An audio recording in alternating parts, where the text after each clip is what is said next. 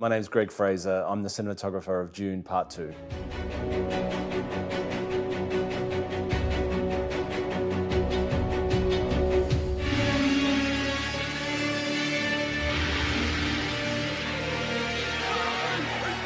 Denis and I had a very long run doing Dune Part 1.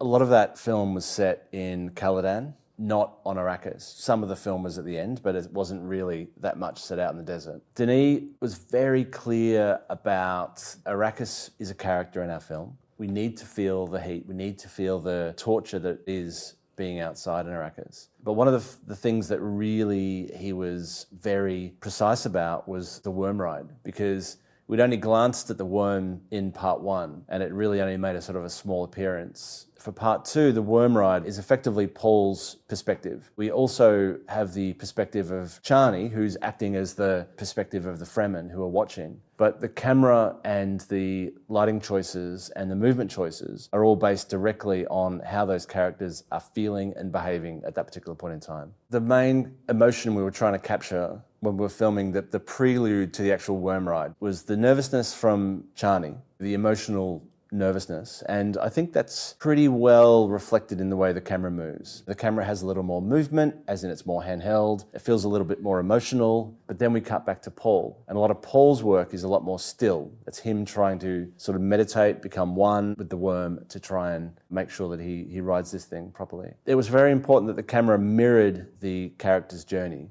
and the character's emotional journey at that point in time. Early on in Part 1, we tested film and digital as two separate entities to shoot. We genuinely thought early on in the testing process that this was going to be a film shot on film. When we got into testing, we felt that film probably wasn't right for it. We shot digitally, but then did a film out process, which is something that I'd been toying with Photocam for a few years before that to test the process of actually adding film to the process at the end rather than the beginning. What we found was that gave us an interesting look that was unlike film, it was unlike digital. It sort of creates its own little world that's different to anything else that I'd done before, and the same with Denis. So we decided that film out was a really important aspect of the look. We were able to create a LUT through a skip bleach process. The highlights became a skip bleach part, and then the shadows became a digital. So we're able to kind of combine a film emulation to create a LUT that creates a look that I've not seen before. For the film itself and this scene, we shot with the Alexa 65 and the Alexa LF. Both cameras we used kind of interchangeably depending on what we wanted to do with the ratio. The thought was that the whole film should be shot for IMAX and for that ratio, because it's such a powerful, immersive format that we felt like it was the only real choice we could make for this journey.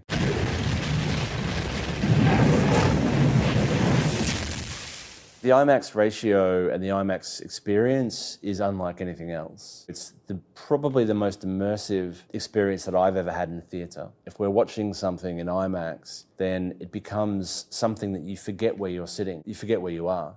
You become immersed in the filmmaker's vision, effectively, because it meant that we really needed the audience to feel like they were part of Paul's journey and part of the journey that all these Fremen were going on. The lens choices were interesting because on Part 1, we had shot with anamorphic lenses for Caladan and we'd shot with spherical lenses for Arrakis. The camera needs to mirror Paul's journey, effectively, which is why we opened up to an IMAX ratio when Paul set foot on Arrakis. Natural light for Denis, for this film, and for myself, was insanely important. Part of the reason why things took so long to make and we were so precise about things is because daylight had to feel real and natural. In the film world, we can kind of cheat where the direction of daylight comes from on actors. You'll watch a film and you'll rarely see somebody front lit. You'll mostly see people that are backlit, which is a little bit magical if you think about it, when two people face each other and they're both backlit. For this particular sequence, it was really important that the sun came from one direction. And it's very clear where the sun comes from because you have a lit side of the sand dune and you have a shadowed side of the sand dune, which means that we could not cheat his placement on a sand dune just to have backlight on him. We had to make sure that we had front light on the sand dune. Sandworm comes in through the lit side, through the sun side, and then he falls at massive speed and lands on the sandworm in shadow, in darkness.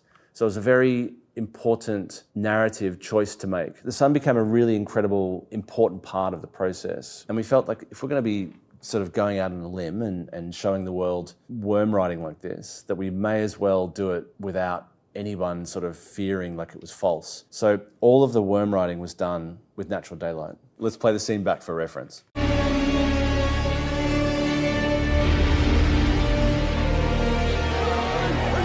The R&D on that sequence was mixed. There were some shots that were very easy to get, but then there were other shots that took an inordinate amount of time.